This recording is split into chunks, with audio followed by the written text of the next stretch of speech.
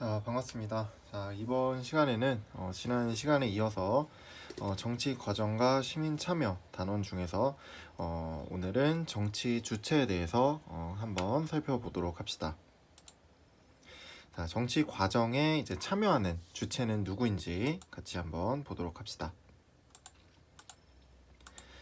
배울 내용을 미리 한번 살펴보면 일단 정치 주체는 공식적 정치 주체와 그리고 비공식적 정치 주체로 나눌 수 있어요. 그래서 공식적 정치 주체에는 이제 국회, 정부, 법원이 있고, 그리고 비공식적 정치 주체에는 정당, 이익집단, 시민단체, 언론이 있습니다. 그래서 하나하나 각각 살펴보도록 합시다. 첫 번째, 공식적 정치 주체입니다. 공식적 정치 주체란 뭐냐? 헌법에 따라 공식적으로 정책 결정에 참여한다.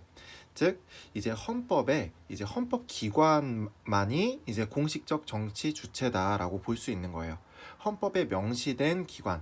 그래서 아까 이제 우리 살펴봤듯이 국회, 정부, 법원이 헌법에 명시가 되어 있는 헌법 기관이라고 볼 수 있어요. 그래서 이러한 기관이 공식적 정치 주체다. 그리고 헌법에 따라 이제 공식적으로 정책 결정에 참여한다. 정책 결정에 직접 참여할 수 있는 헌법 기관을 공식적 정치 주체라고 합니다. 첫 번째, 국회에 나갑니다. 국회. 국회는 선생님이 여러 번 강조했는데 국민의 대표 기관이라고 했습니다. 그렇죠? 국민의 대표 기관은 정부, 청와대가 아니라 국회라고 보면 돼요. 국회. 국민의 대표 기관으로서 법률을 제정한다. 제정. 국회의 가장 큰 기능 중 하나는 입법 기능입니다. 입법. 그래서 법을 만드는 거, 법을 제정한다. 그리고 그 옆에 개정이 나와 있어요. 개정은 무슨 뜻이냐면 개정은 법을 수정한다 라는 뜻이에요. 수정. 낡은 법은 새로운 시대에 맞게 이제 변화해야겠죠. 이제 그러기 위해서 수정이 필요한 그런 법들에 대해서 개정을 하기도 합니다. 두 번째는 정부가 있습니다. 정부. 정부는 쉽게 얘기해서 법을 집행하는 기관입니다. 그래서 국회에서 법률을 만들어 놓으면 입법을 하면 이제 정부에서 그 법률에 기초해서 구체적으로 정책을 수립하고 집행을 하는 기관입니다. 그리고 이제 법원입니다. 법원은 뭐를 통해 재판을 통해 정책 집행 과정에서의 분쟁을 해결한다. 그래서 정책을 집행하다 보면 여러 가지 이제 이해관계가 얽히고 설켜서 이제 분쟁이 발생할 수 있는데 그러한 분쟁을 해결하는 게 바로 법원이다. 근데 법원에서 뭘 통해서? 재판을 통해서 분쟁을 해결한다. 그 정도로 이해하시면 됩니다.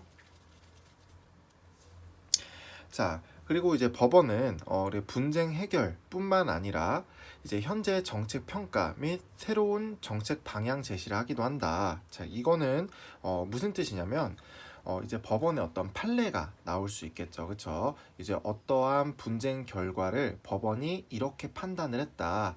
이제 판결을 내렸다라는 것이 하나의 이제 힘을 갖게 됩니다. 하나의 힘을 갖게 돼서 그게 이제 새로운 정책 방향을 제시하기도 한다. 그렇게 보시면 됩니다.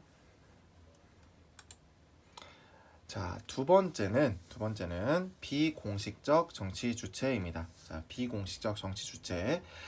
비공식적 정치 주체는 이제 자신들의 신념 그리고 또는 이익에 부합하도록 정책 결정 과정에 참여하는 주체를 비공식적 정치 주체라고 합니다.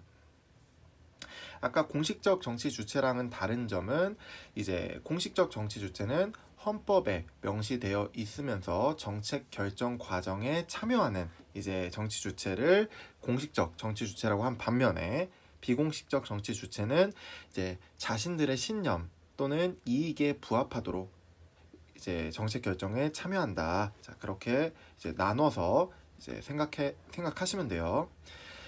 그럼 첫 번째 봅시다. 정당이 나옵니다. 정당도 선생님이 여러 번 이제 설명을 했어요. 여러분들이 알고 있는 정당 한번 떠올려 볼까요? 그렇죠. 굉장히 많이 있을 거예요. 그렇죠. 그래서 무슨 당 이렇게 끝나는 것들이 이제 정당인데 의미를 한번 살펴봅시다. 뭐를 획득하기 위해서 정치적 의견을 같이 하는 사람들이 만든 집단을 정당이라고 한다. 자, 정당의 목표는 뭐라 그랬죠? 정당의 목표는 이거를 획득하는 거다. 이거를 획득하는 건데, 그렇죠. 정치 권력을 획득한다. 그래서 줄여서 정권 획득이라고 했습니다. 정권 획득. 그래서 이러한 정당의 뭐니 뭐니 해도 1번 목표는 정치 권력 획득이에요. 정당은 뭐 이렇게 시민들을 위해서 뭐 어떤 여러 가지 이제 뭐 의견도 제시하고, 그리고 시민들의 의견을 뭐 이렇게 집약하는 뭐 그런 역할을 하고 있지만, 근데 그런 역할의 이면에는 궁극적인 목적은 바로 정치 권력 획득이다. 자, 이 점을 이렇게 명시하셔야 됩니다. 자, 두 번째 역할입니다. 자, 역할. 자, 선거에 후보자를 추천한다. 선거에. 자, 선거에서 이기는 게 바로 정당의 목표예요. 선거에서 이기는 거. 선거에서 가장 많은 득표를 하는 것이 정당의 목표이기 때문에 이제 선거에서 이제 유능한 그런 후보자들을 추천하겠죠. 그렇죠? 그래서 여러분들 그 선거철 되면 벽보 붙은 거 아마 한 번씩 본 적 있을 거예요. 그렇죠? 근데 벽보 보면 뭐 기호 1번 무슨 당 뭐 김땡땡, 기호 2번 무슨 당 뭐 박땡땡, 이런 식으로 이제 자기 소속의 정당이 있는 걸 본 적이 있을 거야. 그치?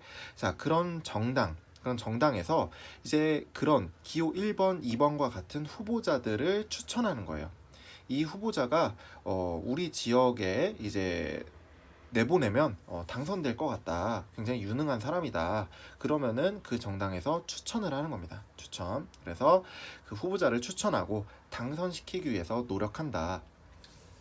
그래서 이제 선거철 되면은 막 선거운동도 하고, 그리고 이제 토론회도 나가서 이제 자기가 어떤 정책을 할 거다 이런 식으로도 하고, 시민과의 대화도 하고, 여러 가지 이런 노력들을 하는 것이 바로 선거에서 이기기 위해서, 당선되기 위한 노력이다. 자, 그리고 두 번째. 자, 국민의 의견을 국회와 이제 정부에 전달하고 정책에 반영시키고자 노력한다. 이거는 우리가 지난 시간에 배웠어요. 지난 시간에 이제 정당은 시민들의 여론을 집약하는 역할을 한다 그랬어요. 집약. 자, 집약이 무슨 뜻이라고 했죠? 그렇죠. 집약은 모아준다라는 뜻이에요.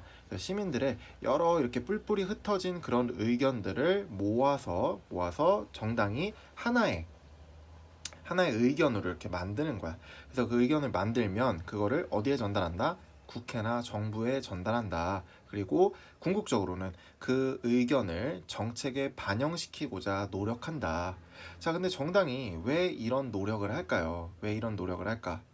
그렇죠. 바로 정치 권력을 획득하기 위해서, 선거에서 많은 표를 얻기 위해서 이제 그런 노력들을 한다. 자, 이런 식으로 생각하시면 돼요.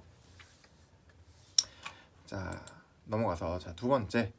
자, 두 번째는 이익 집단입니다. 이익 집단. 자, 이익 집단이란 이제 이해 관계를 같이 하는 사람들. 자, 이해 관계라는 건 뭐냐면 이제 나랑 이제 이익이 같은 사람들, 내가 이렇게 했을 때 동일한 이익을 얻는 사람들, 그런 사람들끼리 모인 집단이에요.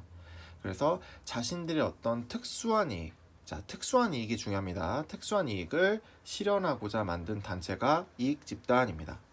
자, 여기서 말하는 특수한 이익이란 그 집단에만 해당되는 이익이다라고 보시면 돼요. 그러니까 공익이라는 다른 의미예요. 공익은 사회 전체 모두에게 이제 도움이 되는 그런 이익이 반면에, 특수한 이익은 특수 집단, 어느 한정된 집단에만 한정되는 그런 이익이다. 자, 그렇게 볼 수 있습니다. 자, 대표적인 예는 뭐 대한의사협회나 뭐 변호사협회라는 게 있어요. 그래서 뭐 의사협회가 아마 뉴스에서 본 적 있을 거예요. 이렇게 뭐 단체 행동을 하는 걸 이제 본 적이 있을 거야. 의사협회도 그렇고 뭐 변호사협회도 그렇고, 그런 식으로 이제 변호사 집단의 이익을 위해서, 의사 집단의 이익을 위해서, 자, 그렇게 움직인다. 이제 의사 집단이나 변호사 집단이나 사회 공익보다는 이제 자신들의 특수한 이익을 위해서 움직이는 경우가 많다. 자, 그런 집단을 이익 집단이라고 한다. 자, 그렇게 보시면 돼요. 자, 역할 한번 봅시다. 자, 자기 집단에 뭐를 추구한다?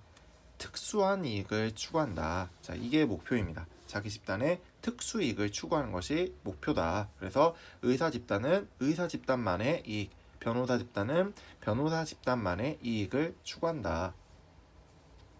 자, 두 번째, 다양한 이익을 대변하여 정당의 기능을 보완한다.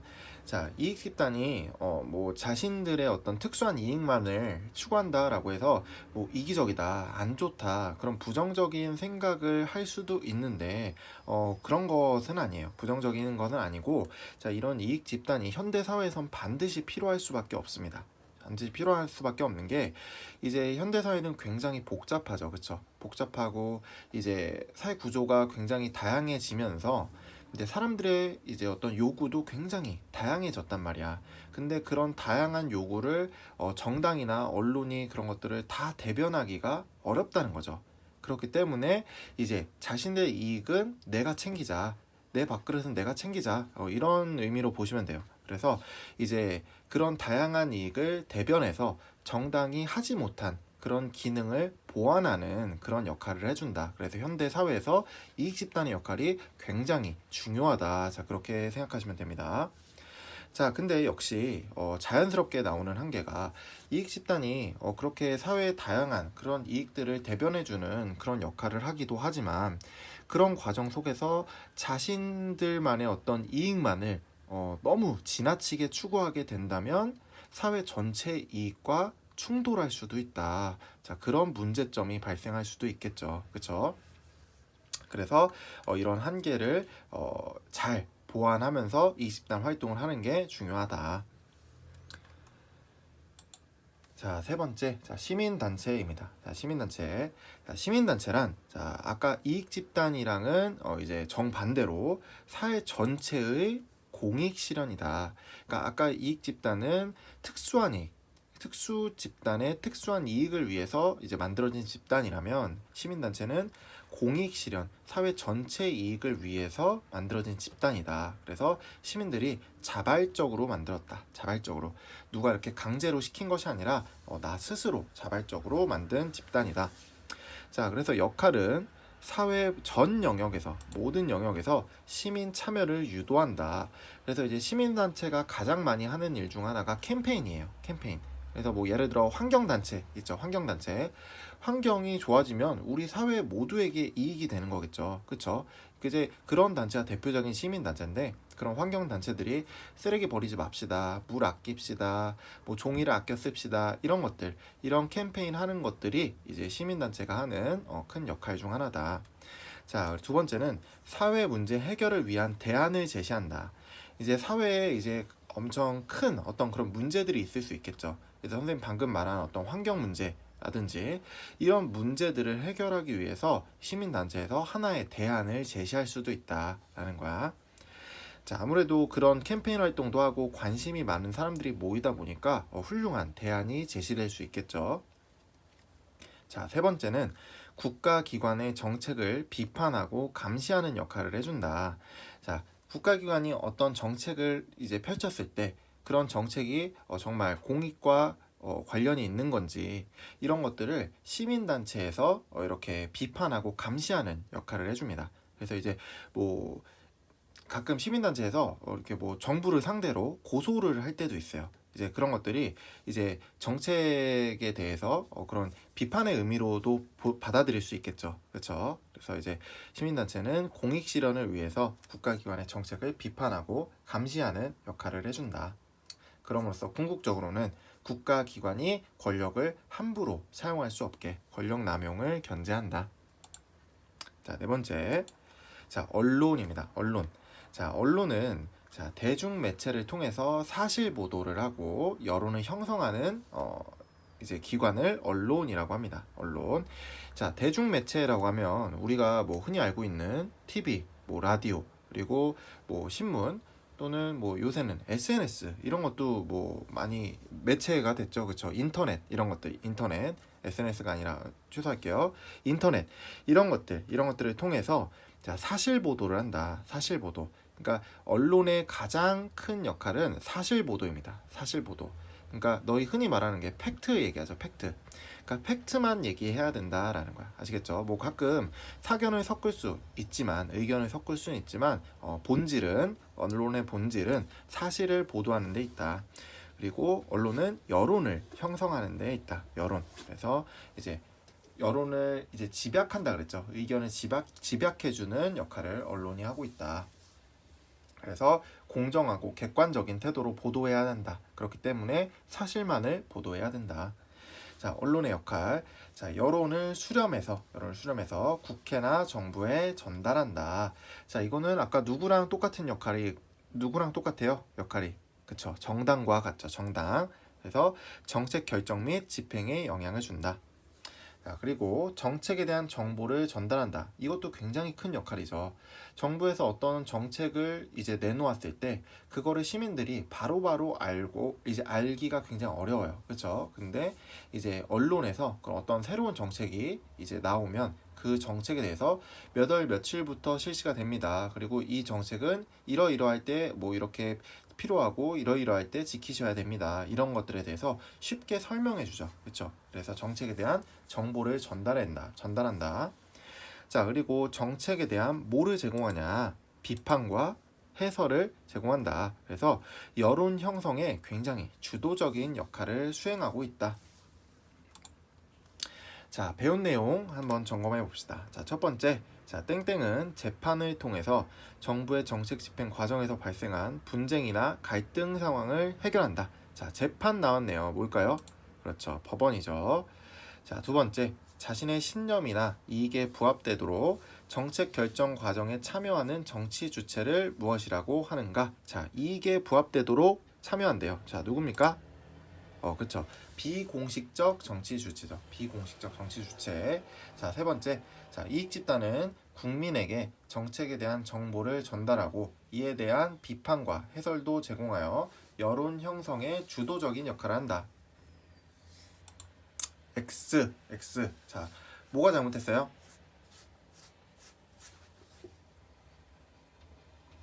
그쵸. 이익 집단이 아니라 뭐죠? 그렇죠. 언론이라고 볼 수 있겠죠. 언론. 그렇죠. 정책에 대한 정보를 전달해주고 그리고 비판과 해설을 제공해서 여론 형성에 주도적인 역할을 한다. 자, 이렇게 해서 오늘 수업은 여기까지 하고 자, 다음 시간에는 민주주의의 꽃이라고 할 수 있는 선거에 대해서 같이 한번 살펴보도록 합시다. 자, 고생 많았습니다.